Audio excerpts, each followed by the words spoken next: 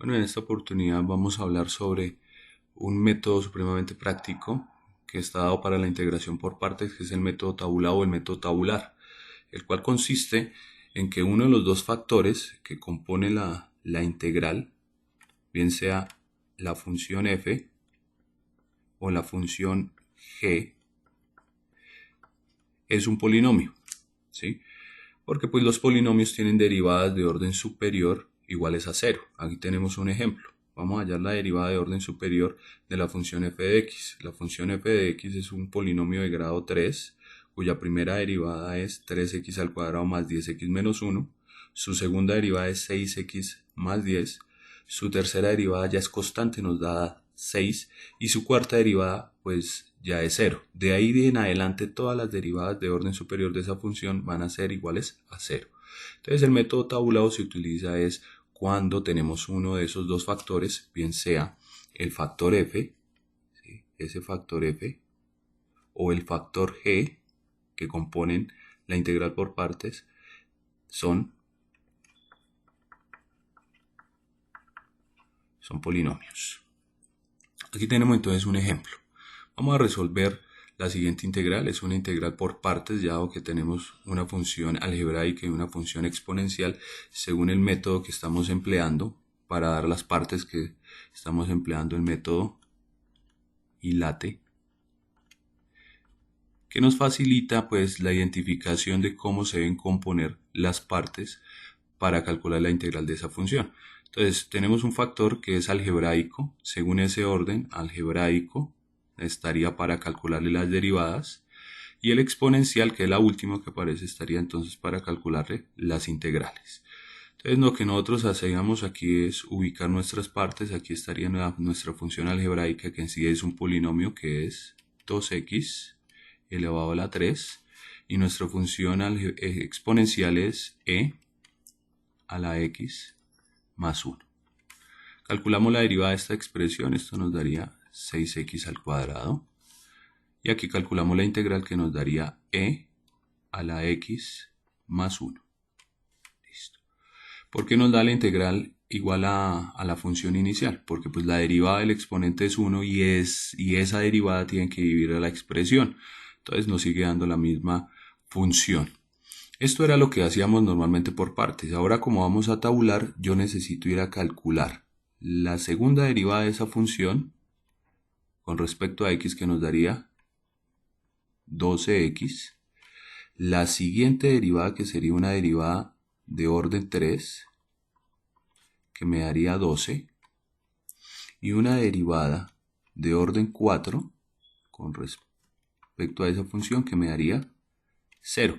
Por eso es que podemos tabular entonces este tipo de integrales. Ahora debo ir a calcular aquí nuevamente la integral de v, que me sigue dando la misma función, e a la x más 1.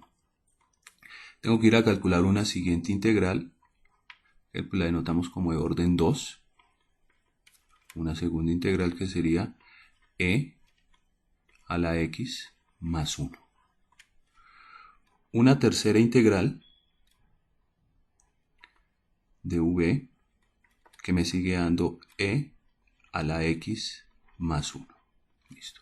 Entonces, ya calculadas esas derivadas y esas integrales, ahí estamos viendo que estamos tabulando. Pues lo que me hace falta es entonces ubicar cómo es la circunstancia de los productos entre ellas. Nosotros sabemos que por la técnica de partes, ellas dos se tienen que estar multiplicando. Pues nosotros vamos a seguir esa secuencia. Esta se tiene que ir multiplicando con esa primera integral de v, y ahí sucesivamente hasta que se formen todos los productos. Ahí tenemos nuestras integrales. No le calculamos a la última porque pues ya sabemos que una cantidad multiplicada por 0 nos va a dar 0.